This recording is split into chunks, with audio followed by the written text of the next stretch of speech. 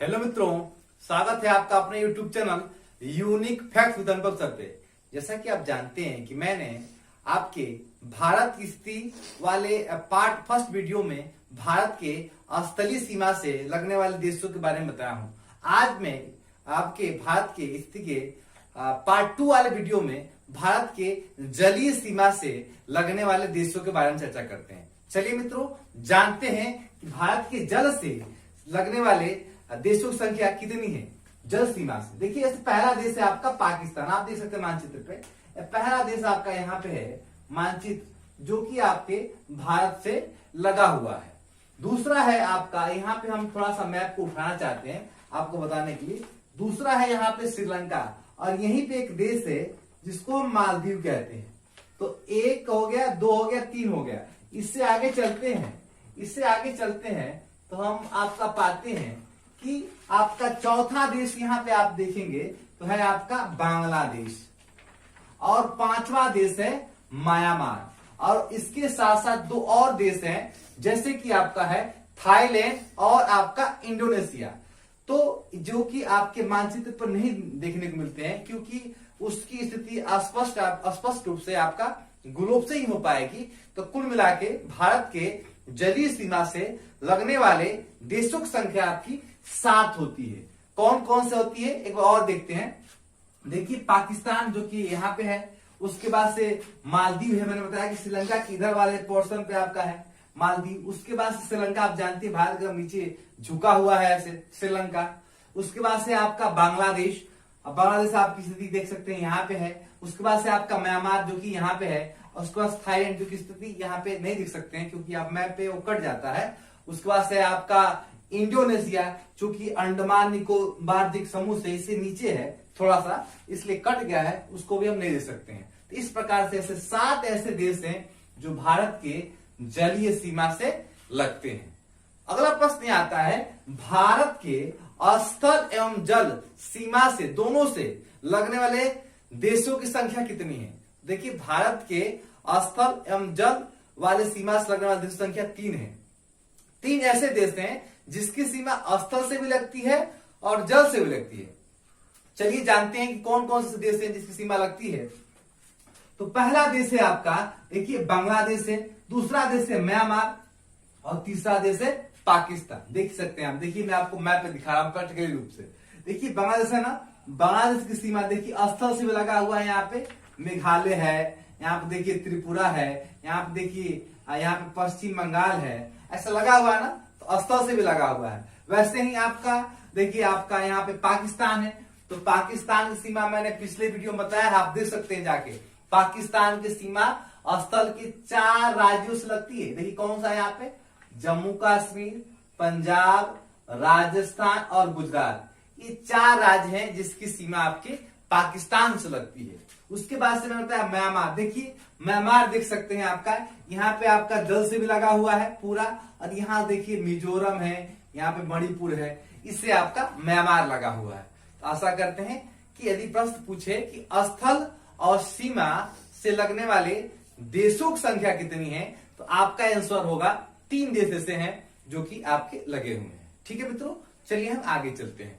अभी तक हम लोग बात कर रहे थे भारत की सीमाओं से, स्थल सीमा से और जल सीमा से, जल स्थल सीमा से लगने वाले देशों के बारे में।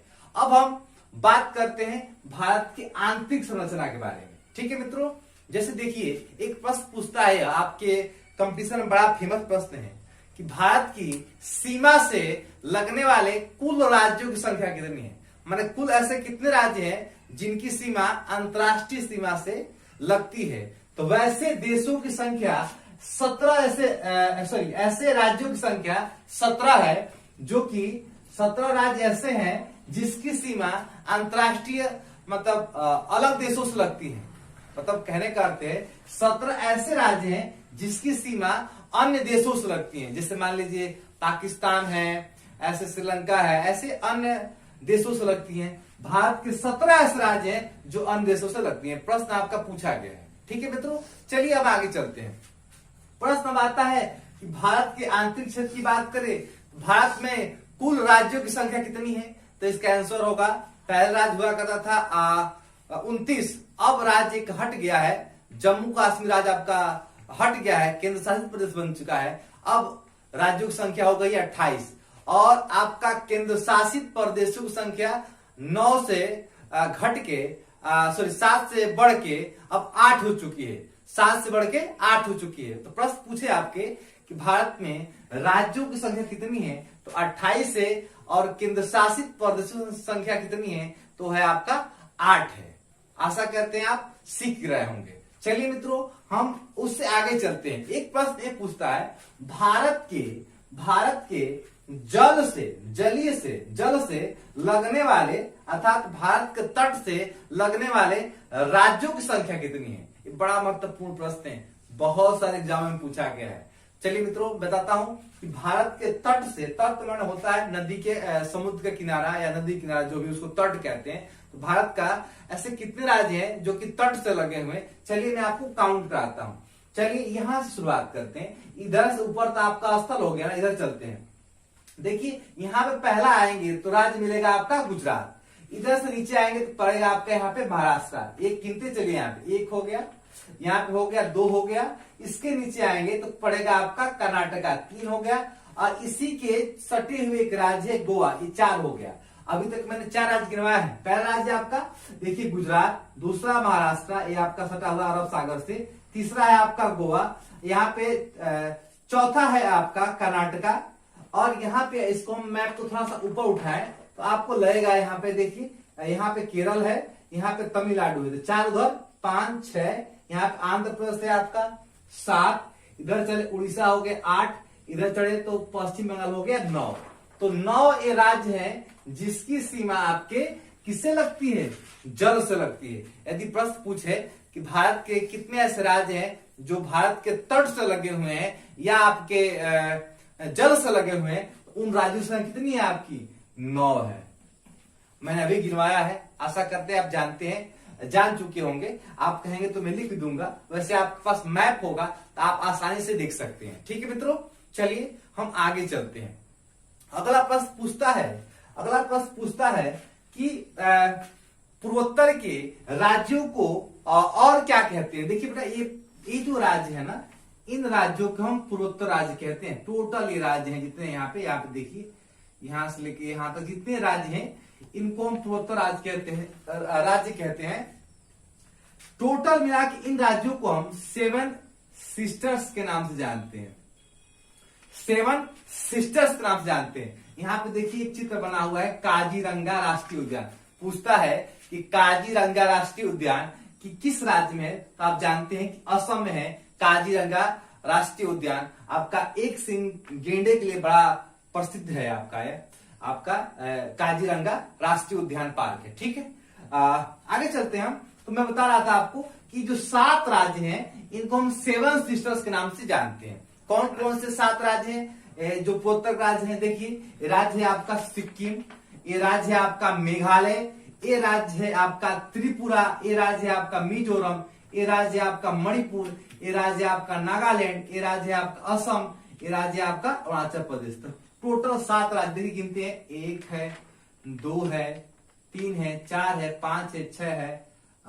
1 2 3 4 5 6 7, अरे 8 कैसे 8 हो गया, 7 ही होना चाहिए।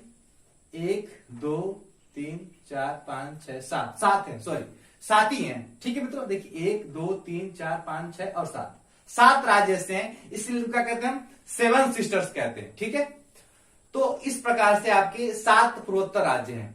चलिए और हम कुछ प्रश्नों को जानते हैं। जैसे हम परीक्षा में आता है तो राज्य और उसके पड़ोसी राज्यों को खूब रटते हैं, इतना रटते हैं कि रट रट के अपने बाल को हम खड़ा कर लेते हैं। मित्रों, ये वीडियो आप देखने के बाद से मैं पूरी ईमानदारी साथ कहता हूं कि आपको राज्य और उससे सटे हुए राज्यों को रटने की आवश्यकता नहीं है, बिल्कुल समझने की आवश्यकता है। चलिए देखते हैं कि हम मैप पे कैसे राज्यों को और पड़ोसी राज्यों को सीखते हैं, जानते हैं। देखिए, जैसे मान लीजिए आपसे प्रश्न एक पूछे, एग्जाम्पल के तौर बता रहा हूं कि जम्मू कश्मीर से कौन सा राज्य आपका, जम्मू कश्मीर के कौन से पड़ोसी राज्य हैं। देखिए, जम्मू कश्मीर की स्थिति यहाँ पे ए है आप ऊपर ये क्षेत्र देख रहे हैं जम्मू कश्मीर के, इसको हम लद्दाख कहते हैं।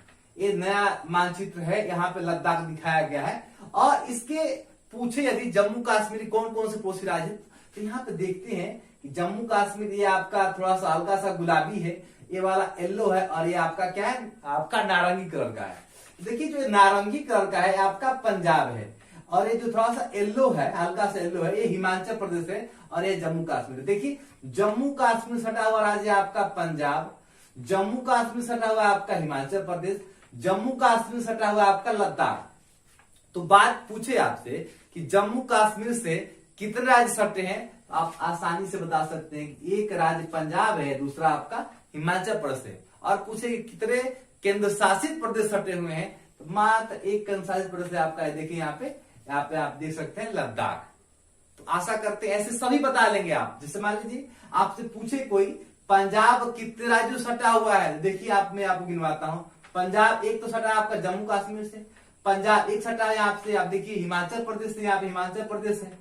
ये पंजाब सटा हुआ है यहाँ पे हरियाणा से, पंजाब सटा हुआ है आपका राजस्थान से, अन्य किसी से राज्य से भी नहीं सटा हुआ है आपका, ये आपका पंजाब एक राज्य, 2, 3, 4 राज्यों से आपका पंजाब सटा हुआ है। ऐसे आप किसी भी राज्य का आप निकाल सकते हैं।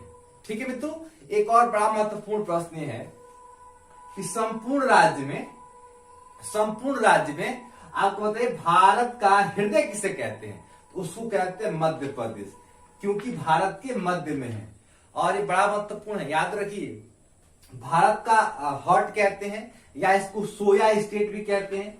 सोया स्टेट माने कि सोयाबीन का उत्पादन यहाँ पे अधिक होता है, इसलिए इसको हम क्या कहते हैं, सोया स्टेट भी कहते हैं मध्य प्रदेश को। ठीक है मित्रों, और इससे एक और प्रश्न बनता है कि कौन सा ऐसा राज्य है जो तीनों ओर से बांग्लादेश से तीन ओर से बांग्लादेश से घिरा हुआ राज्य है।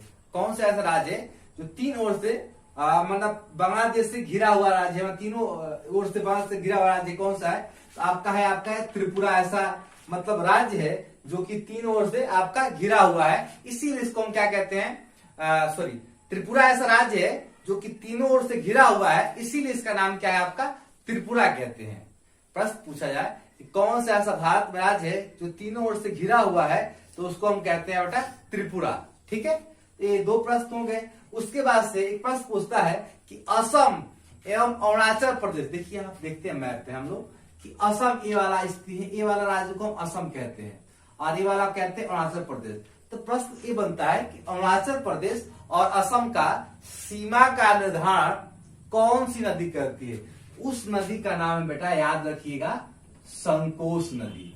संकोश नदी क्या करती है, असम एवं अरुणाचल प्रदेश की सीमा का निर्धारण करती है। ठीक है मित्रों, और उसके बाद हम आगे बात करें। देखिए तो आप जानते हैं कि यहां से ऊपर भारत को हम उत्तर भारत कहते हैं, और यहां से निचले भारत को हम दक्षिण भारत कहते हैं। उत्तर भारत की सबसे ऊंची चोटी का नाम पूछे तो आप बताते हैं उत्तर भारत की सबसे ऊंची चोटी का नाम क्या है। देखिए जो कि आपकी यहीं पे क्षेत्र में है, आपके कहते हैं हम K2 है, इसका नाम है गार्डविन। यहाँ पे आपके उत्तर में दिख रहा हूं, गार्डविन आस्टिन। उत्तर भारत की अर्थात या यूं कहें कि समस्त भारत की सबसे ऊंची चोटी का नाम क्या है, तो K2 है, जिसको हम गार्डविन आस्टिन कहते हैं। और दक्षिण भारत की चोटी का नाम है आपका अनेमुदी, जो कि अन्नामलाई पहाड़ी पे स्थित है। अन्नामलाई पहाड़ी पे स्थित है। कौन सी चोटी है वो आपका, अन्नामलाई पहाड़ी पे स्थित है, अनेमुदी नामक चोटी है। ठीक है मित्रों, आशा करते हैं आप समझ रहे होंगे। इससे आगे चलें तो कुछ और प्रश्न पूछता है कि कर्क रेखा है भारत के कितने राज्यों से होकर गुजरता है। ये बड़ा आसान है। देखिए कर्क रेखा है जो भारत के यहां से गुजरता है और भारत के 8 राज्यों से होकर गुजरता है। ये भारत के गुजरात से लेके यहां से 8 राज्यों से होकर गुजरता है। देखिए कौन कौन से ऐसे राज्य हैं, मैं आपको एक ट्रिक के माध्यम से आपको बता देता हूं। उसके बाद से आपको इस वीडियो को समाप्त करूंगा, क्योंकि मित्रों ये परीक्षा में बहुत ज्यादा आपके पूछा गया है कि कितने राज्यों से होके गुजरता है। एक ट्रिक है मित्र पर गमछा झाड़। देखिए इसके माध्यम से हम जान जाएंगे कि किन कर्क रेखा भारत के किन 8 राज्यों से होकर गुजरती है। तो मित्र पर गमछा झाड़ ये ट्रिक है, जिसमें मी का अर्थ है आपका मिजोरम। मी का अर्थ क्या है? मिजोरम। त्र का अर्थ है त्रिपुरा, प का अर्थ है पश्चिम बंगाल, र का अर्थ है राजस्थान, ग का अर्थ है आपका गुजरात, म का अर्थ है मध्य प्रदेश, छा का अर्थ है छत्तीसगढ़ और झार का अर्थ है झारखंड।